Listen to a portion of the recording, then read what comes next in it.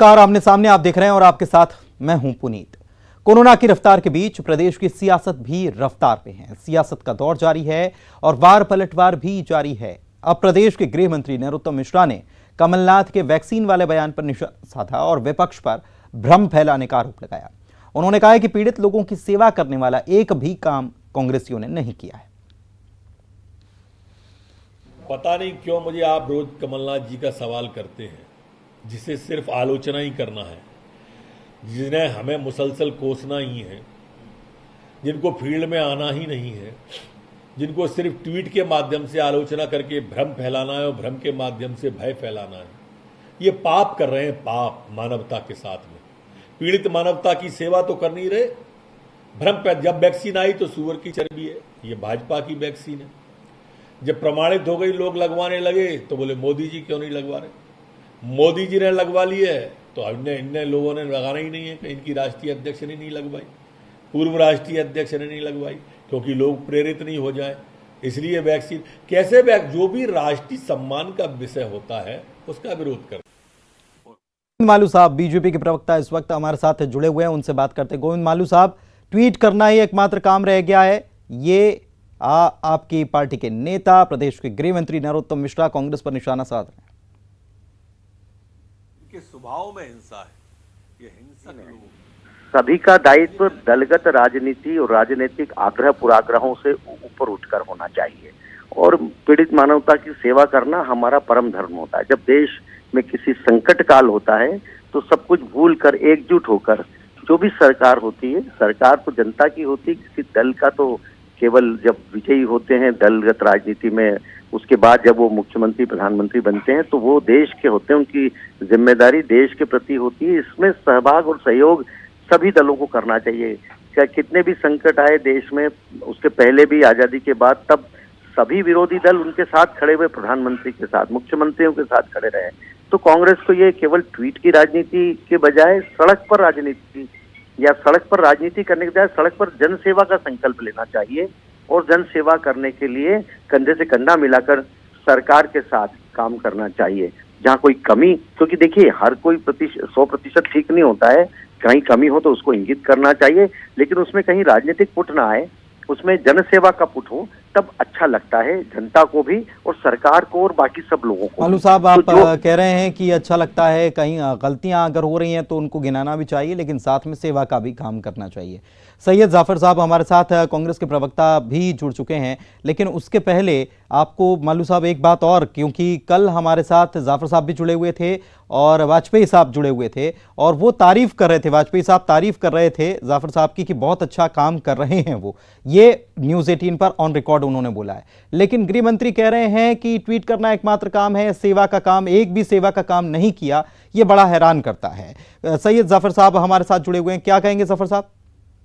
बिल्कुल, मैं आपकी बात से पूरी तरीके से सहमत हूं और मैं आदरणीय मालू जी की बात से पूरी तरीके से सहमत हूं कि जो सरकारें होती हैं वो दलगत राजनीति से ऊपर काम करती हैं और जब इस प्रकार की आपदा आती है तो किसी भी प्रदेश में किसी की भी सरकार हो, उसे सभी राजनीतिक दलों को उसको सहयोग करना चाहिए।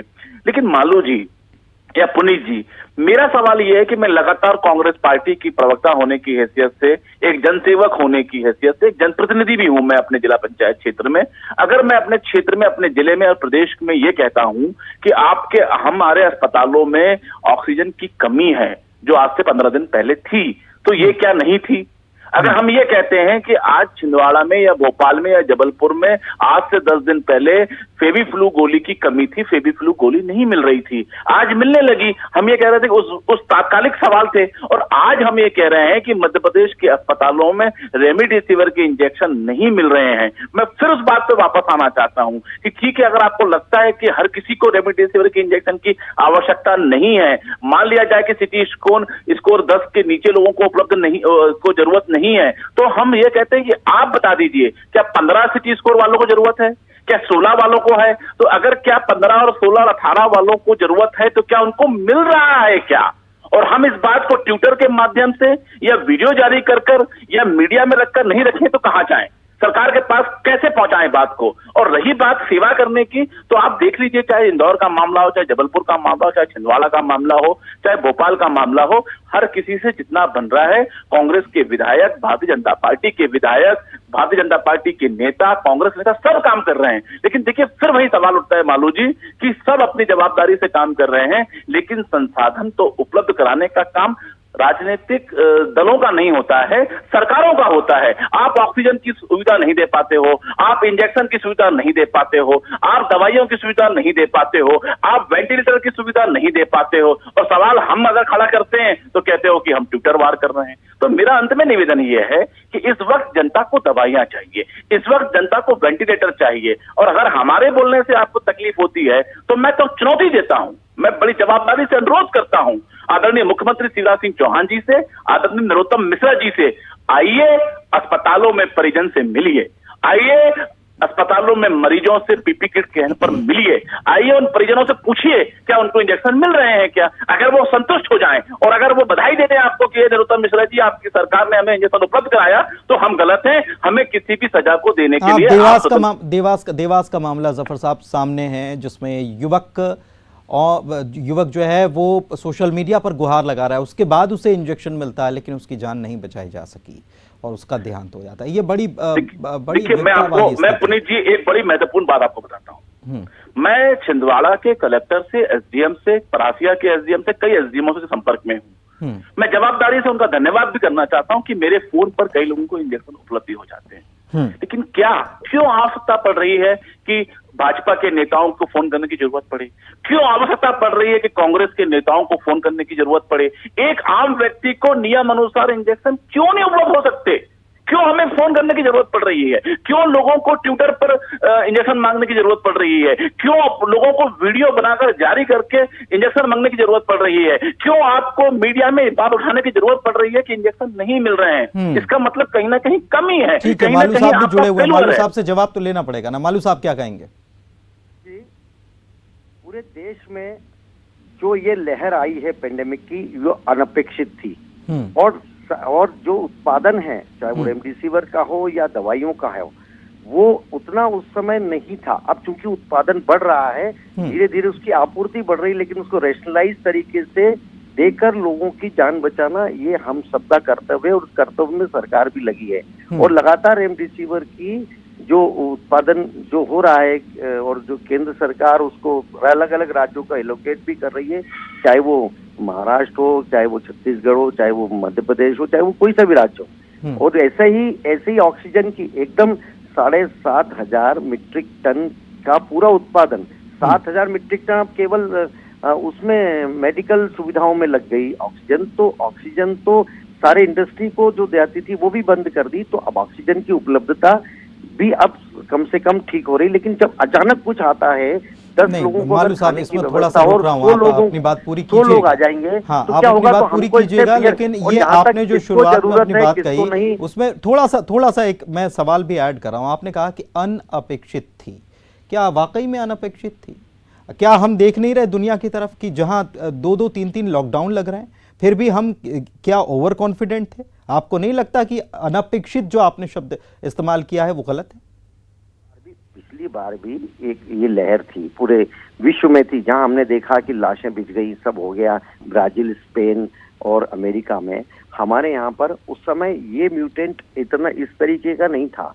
अब जो ये आया, ये किसी को अनुमान नहीं था कि ये इस तरीके का इसका वेरिएंट आएगा और ये इतनी तबाही मचाएगा। तो अचानक अगर 10 की नहीं, बस इतना बता दीजिए मालू साहब कि केवल क्या विपक्ष भ्रम फैलाने का काम कर रहा है या सेवा का काम भी कर रहा है? क्योंकि गृह मंत्री कह रहे हैं कि सेवा का काम नहीं कर रहे हैं, केवल भ्रम फैला रहे हैं। ये आप बता दीजिए, क्या हो रहा है कि नहीं विपक्ष की तरफ से कुछ काम, कांग्रेस की तरफ से? नहीं, विपक्ष हो या पक्ष हो या सामान्य नागरिक हो या समाज सेवी हो, सब अपनी जिम्मेदारी निभाते हैं। लेकिन ये एक पॉलिटिकल पार्टी के रूप में जो इनके क्षत्रप है, वो केवल विरोध करें और ट्विटर वार करें, उससे कुछ नहीं होगा। मैं ऐसा नहीं कहता कि सब नहीं कर रहे हैं या कर रहे हैं, सब अपने अपने क्षेत्र में अपने हिसाब से। लेकिन ये आरोप प्रत्यारोप का समय नहीं है। उनका कहना है कि ये सहयोग का समय, और जो चीज की कमी है पूरे देश भर में, वो उत्पादन अब बढ़ रहा है। उसको 6 और नई अनुमति दी है। रेमडेसिविर कोई हमेशा लगने वाली दवा थोड़ी है, हमेशा लगेगी, हमेशा उत्पादन रहेगा। हाँ, तो ऐसा अगर नहीं कोई है। सवाल उठाता है तो उसका जवाब दिया जाना चाहिए, बजाय ये कहने के कि आप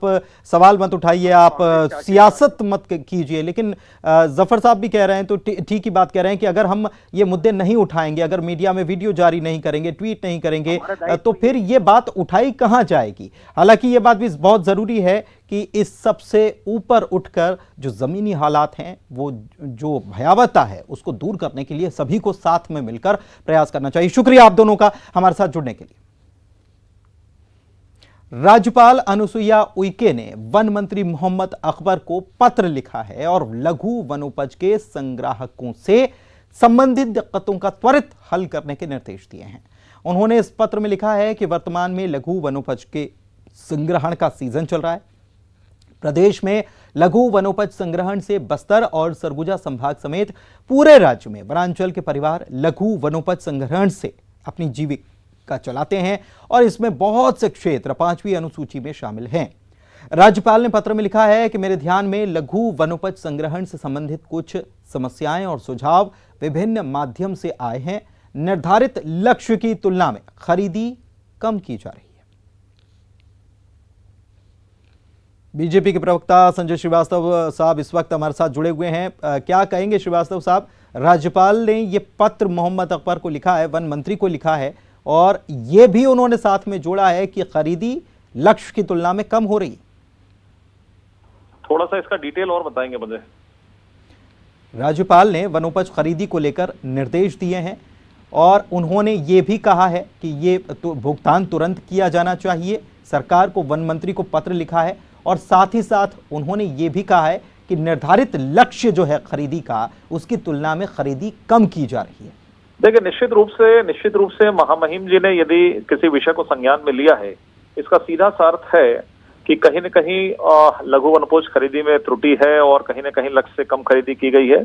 और साथ ही साथ जो खरीदी की गई अब तक, उसका भुगतान, चूंकि कोरोना संक्रमण के समय वैसे भी लोग परेशान हैं, आर्थिक स्थिति लोगों की ठीक नहीं है, और विशेषकर ट्राइबल क्षेत्र के जो लोग जो लघु वनोपज एकत्रित करते हैं, और विशेष रूप से इसलिए ये भी आवश्यक है कि सरकार लगातार इस बात को कहती है कि हम लघु वनोपज खरीद रहे हैं, हम अधिकतम दर दे रहे हैं, हम भुगतान कर रहे हैं, लेकिन जो चीजें संज्ञान में आ रही है, लोगों को यहाँ तक जाना पड़ रहा है कि राज्यपाल जी को संज्ञान में लेना पड़ रहा है।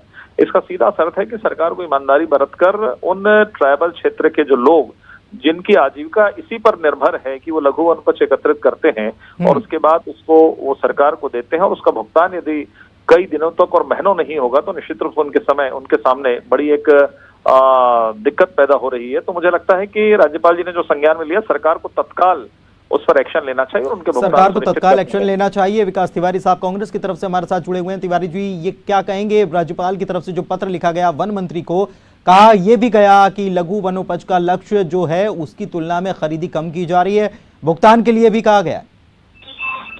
देखिए, महामहिम राज्यपाल जी ने जो बातें संज्ञान में सरकार के लाई है, वन मंत्री जी को जो पत्र लिखा है, निश्चित तौर पे सरकार उनको संज्ञान लेगी। वो प्रदेश की मुखिया है और अगर उनके विषय सब जो उनके ध्यान में जो विषय आया होगा उस पर वो बात कर रही है। अब भाजपा नेता क्या राज्यपाल जी को भाजपा की नेतृत्व तो नहीं समझ रहे हैं कि वो उन्होंने जो लेटर लिखा है उसको अपनी वीरता और शौर्यता बता रहे हैं।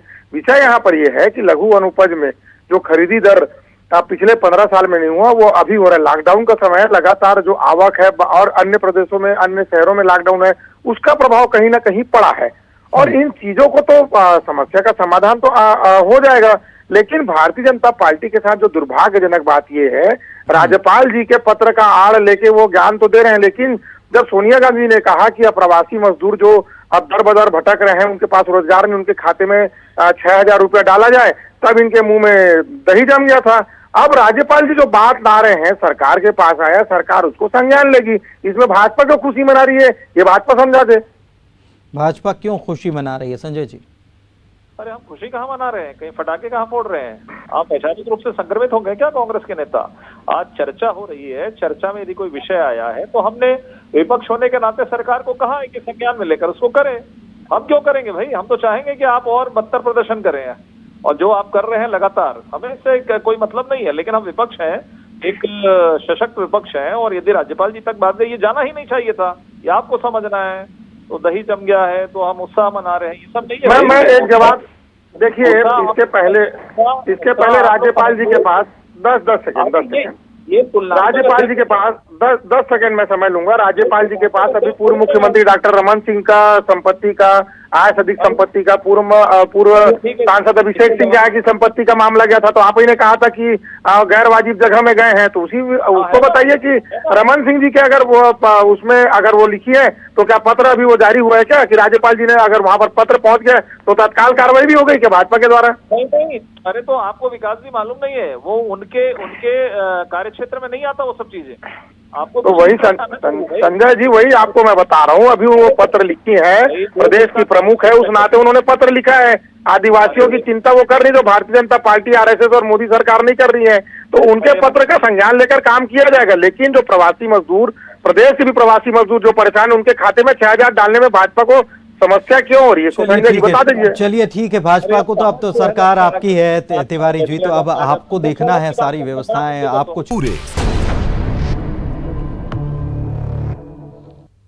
ब्रेक के बाद आपका स्वागत है। और छत्तीसगढ़ में लॉकडाउन को लेकर नेता प्रतिपक्ष धर्मलाल कौशिक ने एक बड़ा बयान दिया। उन्होंने कहा कि लॉकडाउन लगने के बाद भी प्रदेश में कोरोना संक्रमितों की संख्या में कोई खास कमी नहीं आ रही है।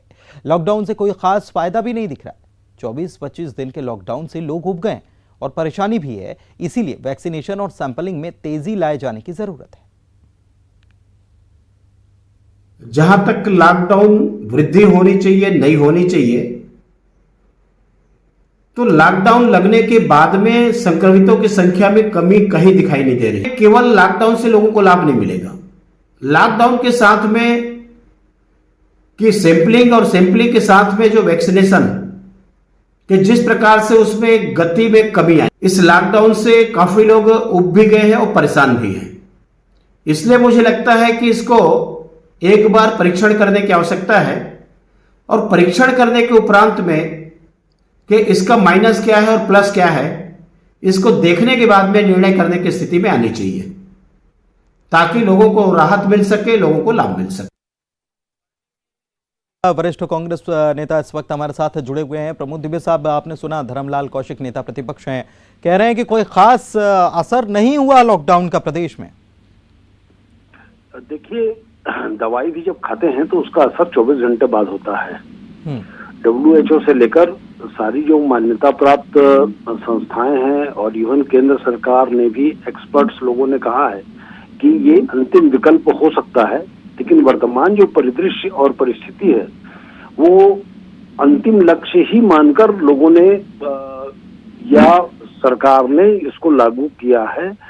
कोई भी कहीं की भी सरकार हो, वो लॉकडाउन बिल्कुल नहीं चाहती, क्योंकि अर्थव्यवस्था का मामला होता है, सारी चीजें होती है। लेकिन जब कोई रास्ते नहीं बचते या अंतिम विकल्प नहीं बचता, तभी कोई सरकार इस पर जाती है। तो और लिबरलिटी भी होनी चाहिए, जनता की भी बात सुननी चाहिए और लीडर्स की भी बात सुननी चाहिए, व्यापारियों की भी बात सुननी चाहिए। ये अच्छी बात है कि यहाँ की सरकार सारे लोगों से बातचीत करके फैसले लेती है, कोई थोपती नहीं है किसी के ऊपर लॉकडाउन को। लेकिन फिर भी अगर हम आज कहें तो संक्रमितों की संख्या डे बाय डे कम हो रही है। हाँ, जरूर मृत्यु दर पर भी एक बार सोचने का विषय हो सकता है, उनमें भी कमी आ रही है। तो हमें ऐसा लगता है कि जिन प्रदेश के जिन जिलों में लॉकडाउन पहले किया गया था, वहां से पॉजिटिव रिजल्ट मिले हैं, पॉजिटिव रिजल्ट मिल रहे हैं। बिल्कुल, ये आंकड़े बता रहे हैं। हर्षिता पांडे जी भी बीजेपी की प्रवक्ता हमारे साथ जुड़ी हुई हैं। हर्षिता जी, क्या कहेंगी लॉकडाउन पर? ये जो कहा गया नेता प्रतिपक्ष की तरफ से कि कोई खास असर नहीं हुआ, कहाँ 50% था जो शुरुआती आंकड़े आ रहे थे, और अब स्थिति देख रहे हैं कि 26% के आसपास पॉजिटिविटी रेट है। बिल्कुल पुनीत जी, जैसा कि आप जान रहे हैं, छत्तीसगढ़ में लगभग जो है वो पहले दूसरे हफ्ते से अप्रैल के लॉकडाउन लगा है, लगभग अपन मान के चले 8-9 तारीख से। आज हम मई की 4 तारीख पे हैं। तो मुझे लगता है कि शुरू में जिस तरह से 9,000, 10,000, 11,000 तक आ रहे थे, आज हम 15,000 पार जा रहे हैं। तो जो एक स्टेटमेंट आया है नेता प्रतिपक्ष जी का, मुझे लगता है उन्होंने एक व्यापक इससे दिया है कि हमको कहीं ना कहीं इसमें एक अवलोकन करने की आवश्यकता है, इंट्रोस्पेक्शन की आवश्यकता है कि लॉकडाउन के अलावा और कहाँ पे हम चूक जा रहे हैं। लॉकडाउन तो देखिए एक लंबा समय हो गया, हम जो है ऑलमोस्ट 1 महीने का लॉकडाउन हो जा रहा है कुछ शहरों में। तो पर जिस तरह के हम परिणाम देख रहे हैं, चाहे संक्रमितों की संख्या है, चाहे मृत्यु की संख्या की अगर हम बात करें, जबकि बीच में टेस्ट भी बन रहा, तो क्या कहीं पे और एरियाज ऑफ इम्प्रूवमेंट हैं हमारे कोरोना को लेकर? हम स्ट्रेटजी की जो बात कर रहे हैं इसमें। दूसरी बात, एक लंबा समय लॉकडाउन होने के कारण व्यापार छोड़ दीजिए, जो आम नागरिक भी है वो इतनी तैयारी में नहीं थे कि इस तरह से जो है वो 1 हफ्ते, 10 दिन, 15 दिन, 20 दिन, 1 महीने का लॉकडाउन होगा। तो मुझे लगता है, मैं बहुत सहमत हूँ इस चीज से कि लॉकडाउन के अलावा अन्य विकल्पों पे भी, चाहे वो हम टेस्टिंग की बात करें, इम्यूनाइजेशन एक बहुत इंपॉर्टेंट चीज है। हाँ, टेस्टिंग टेस्टिंग पर बहुत ज्यादा जोर देने की जरूरत है। टेस्टिंग और हालांकि अर्चदा जी, आप जो कह रहे हैं कि शुरुआत में जो मामले आ रहे थे तब टेस्टिंग कम थी, अब टेस्टिंग बहुत बढ़ गई। अब 60,000 के आसपास एक दिन में टेस्टिंग हो रही है और उसके अनुपात में 15,000 केस आ रहे हैं, जो कि 26% के आसपास है। शुरुआत में वो 50% संक्रमण दर थी, ये भी हमको याद रखना होगा। हालांकि इसके साथ ग्रामीण क्षेत्र को लेकर भी कोई एक विशेष फोकस की आवश्यकता है। जब फेज 1 था कोरोना का लास्ट ईयर, तो वो ग्रामीण एरिया में जो है वो अपने पैर नहीं पसा रहा था, लेकिन इस बार आप देख रहे हैं मनीष जी, एक बहुत बड़ा वेव जो है वो हमको रूरल छत्तीसगढ़ में देखने को मिल रहा है। तो मुझे लगता है निश्चित ही लॉकडाउन के अलावा और अन्य स्ट्रेटजीज पे जो है वो काम करने की आवश्यकता है। लॉकडाउन सिर्फ एक जो है वो प्रभावी विकल्प के रूप में छत्तीसगढ़ में कम से कम अभी तक हम जो देख रहे हैं परिणाम, बहुत आंकड़ों को देखने से जिलेवार नहीं दिख रहा है। चलिए, बहुत बहुत शुक्रिया आप दोनों का हमारे साथ जुड़ने के लिए। तो अपने अपने बयान दिए जा रहे हैं, अब देखना होगा। हालांकि नेता प्रतिपक्ष ने यह भी कहा कि वैक्सीनेशन और साथ ही टेस्टिंग, इस पर और ज्यादा तेजी लाने की जरूरत है। कोविड-19 महामारी ने परस्पर निर्भरता की भावना को सुदृढ़ किया है, जिससे पूरा देश इस विपत्ति में एकजुट होकर मुकाबला कर रहा है। वैक्सीनेशन के ऐलान के बाद जरूरत है हम सभी अपना सर्वश्रेष्ठ योगदान दें, जिससे हम एक साथ मिलकर वायरस को हराने की तरफ कदम बढ़ा सकें। नेटवर्क 18 इस मुहिम में हर कदम पर आपके साथ होगा। जब तक सभी सुरक्षित नहीं होते तब तक कोई सुरक्षित नहीं होगा। इस सोच के आधार पर हमारे कैंपेन संजीवनी का लक्ष्य ये सुनिश्चित करना है कि वैक्सीन पाना सभी भारतीयों का अधिकार है।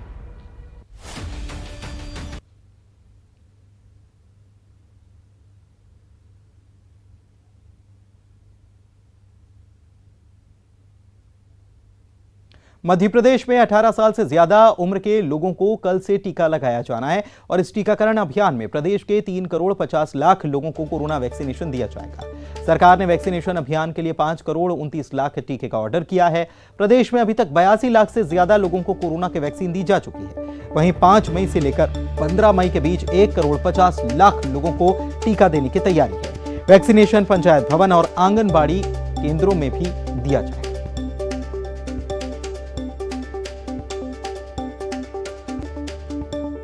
नेटवर्क 18 ये सुनिश्चित करना चाहता है कि हर भारतीय को कोविड-19 टीकाकरण मिले।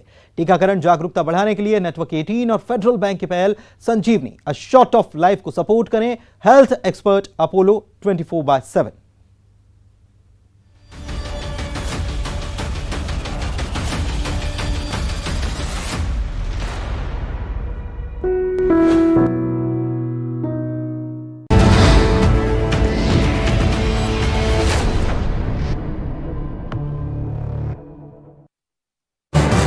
इस न्यूज के सह प्रायोजक